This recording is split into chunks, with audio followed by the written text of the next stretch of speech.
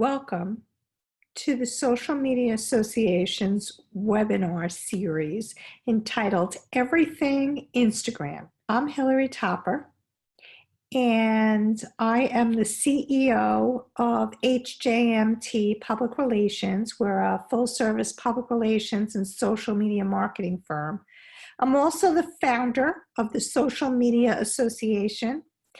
I am a blogger, and I have a company called HJMT Media, where I have two blogs, New York Lifestyle blog and a Triathlete's Diary blog. I also have a podcast called Hillary Topper on Air, where I interview small business owners and help them grow both personally and professionally. So this is Everything Instagram 2019. And this is a photo of me at a recent triathlon. I am a triathlete. I'm not sure if I mentioned it earlier, probably not. Just finished the Smith Point Triathlon, and this is a picture of me that I shared on my feed.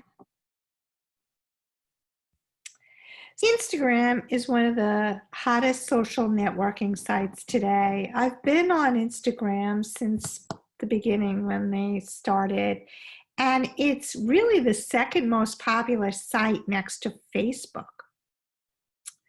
Many millennials are on Instagram, and if the millennials are your target audience, you need to be on Instagram too. So why do we need Instagram? A lot of people ask me that. What is it about Instagram that people like? I think it's more about the photos. People love the photos. They love seeing other people's photos and engaging with people. There's something about Instagram and Pinterest that is unlike other social networking sites because they focus on photos and video. Now, when you start with Instagram or with any other social networking site, what you want to do is you want to start with building your buyer persona. Who actually is your buyers? Who are they? What do they look like? What do they, what do they like to do? Are they similar to you? Do they like to swim, bike, and run? Are they CEOs of corporations? Who are they? And who are you? And how do you want to use yourself and your brand to attract your buyer persona? That's important. That's something that you want to jot down. Now, in terms of the demographics, there's 100 million photos shared every single day on Instagram. 64% of the users of Instagram are between 18 and 29. 39% are female, 30% are male.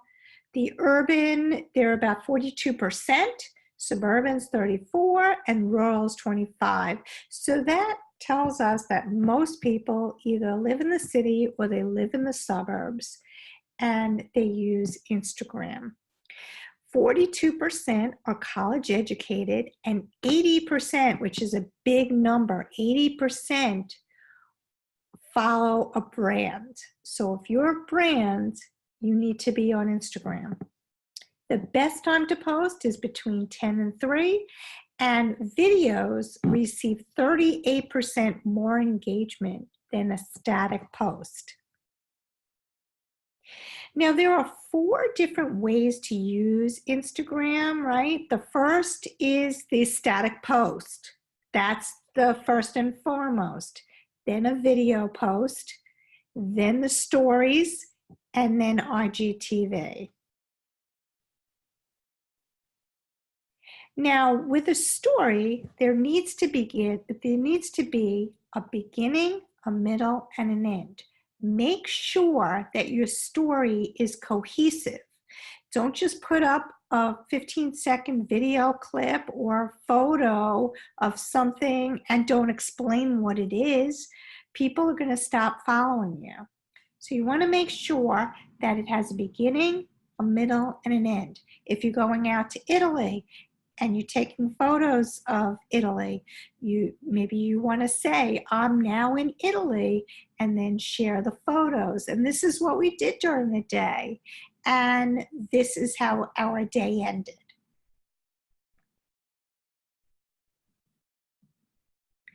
Instagram TV or IGTV is interesting, and what's different about IGTV as opposed to stories is that a story is only 15 seconds. You could piece together a lot of stories, but a story is just 15 seconds. Whereas an Instagram TV or an IGTV, you can have up to 60 minutes if you are a brand. For an individual like you or me, we get about 10 minutes, which is still long enough. And it could replace YouTube because it's similar in how it works.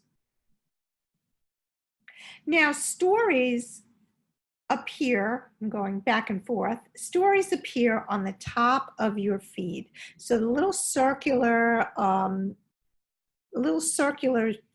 figures on the top of your feed, and I'm going to show you mine, is where Instagram stories appear.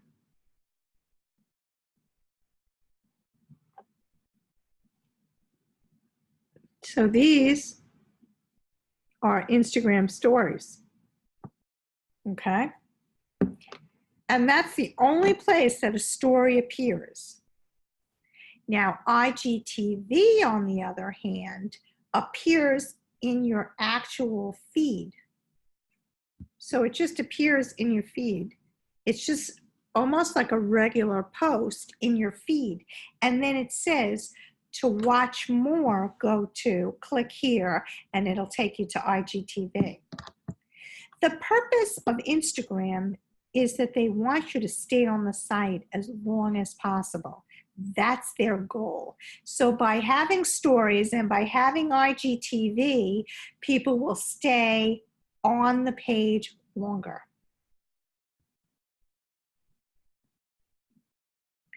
With IGTV, just another note, is that you also have to have a beginning, middle, and an end. You could use it as a vlog. You could use it to film an event. You could use it to show some background about your organization or company or brand. You can even take it into the factory and have a whole series of factory-related topics on Instagram TV. Now, the static post is the first and foremost of Instagram. It's what you see right away. You see people's posts.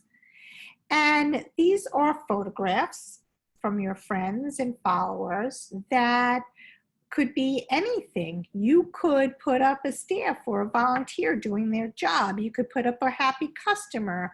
You could put up the way you use a product, statistics, just about anything that will grab the attention of your follower, because you want the engagement. Now, I just want to note here about the static posts is that you want to write a little paragraph about what's going on. Don't just put a one-liner or one hashtag. You could put a paragraph up, and you can have up to 30 hashtags. Okay, so that's really important.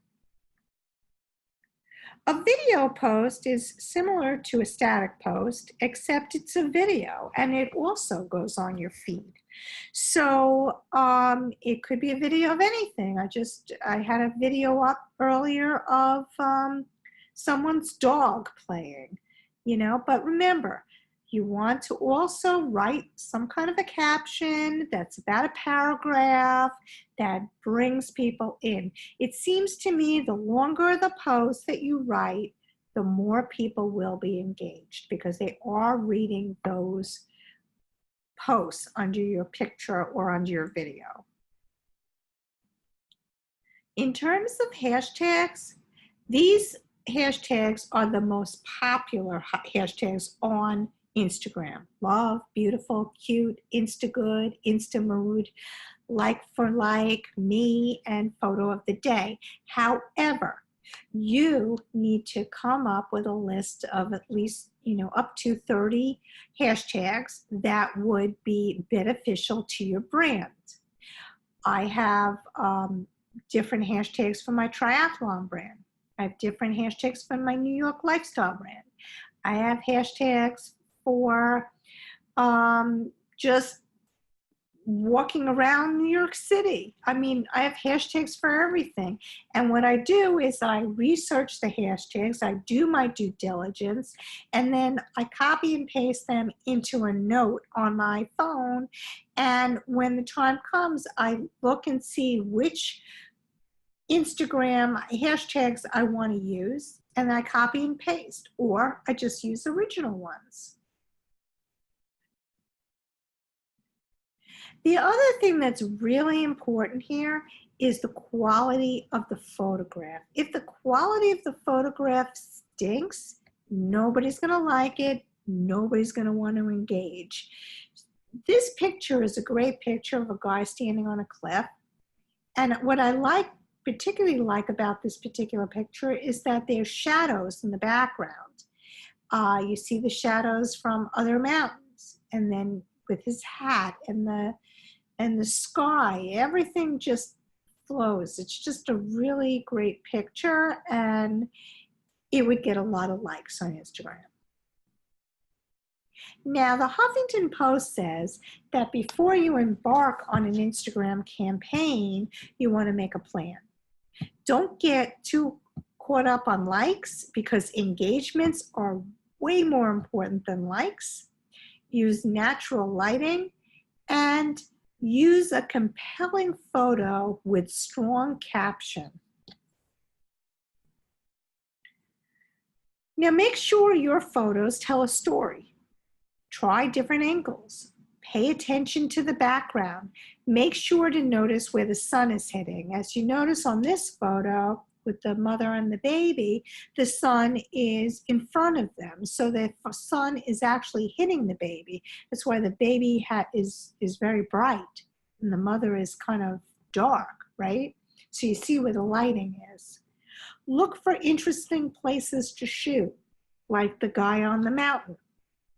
But be very, very careful, because a lot of people, they pick these crazy places to shoot. They're amazing photos, and then they kill themselves because they fall or something happens to them while they're shooting these photos.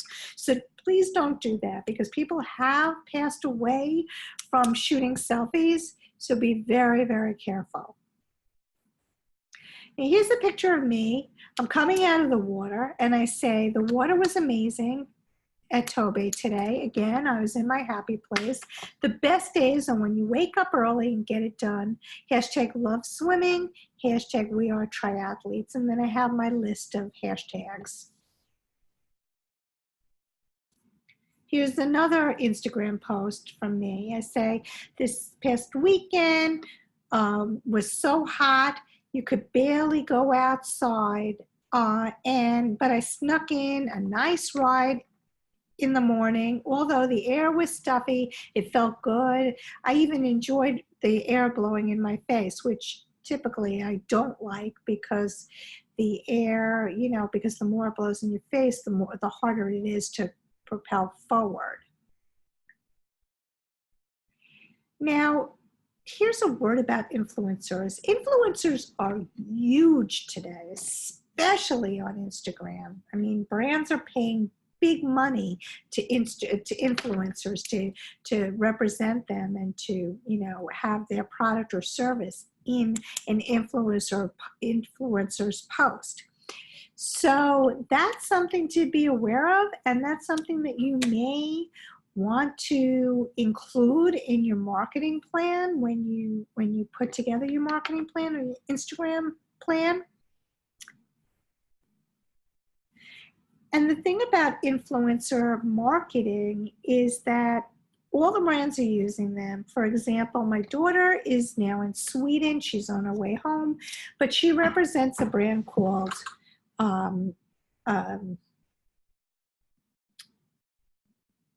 Nespresso. And Nespresso took their pods and they made a bicycle out of the pods. And then they hired an influencer to ride the bicycle in an event, which did really, really well. So, so we're looking here at the influencer, finding an influencer that's in line with your brands, and then using that influencer to get your message out to their community, especially if they have a big community and they're the right people. Something Navy, she's an influencer, and as you can see, she's got 2,300 likes, and that's only in 42 minutes, so it's probably more at this point. Here she is again, and what I want to mention here is that she is in complete focus, and yet the background is blurred out. That's a really cool feature to do. So you can't really do that on the iPhone. You can do that on a regular camera. So you may want to get a single lens reflex camera to shoot some really high quality photos, and make sure that at times you do blur out the background. You can blur out the backgrounds with certain apps as well. And I just want to note here that if you ever want to brainstorm with me about Instagram or any other topic, I am available. Just email me, tweet me. I'm at Hillary25, or I'm at Hillary Topper on Instagram, Hillary Topper on Facebook, LinkedIn, etc. So the only place that I'm not Hillary Topper is Instagram, where I'm at Hillary25. I also have other buyers, personas in the mix. I have New York Lifestyle Blog, I have A Triathlete's Diary, I have HJMT, I have HJMT Media. So any of those places, I'd be more than happy to link up with you and talk to you about anything, even brainstorm different opportunities and different ideas. And here's my contact information.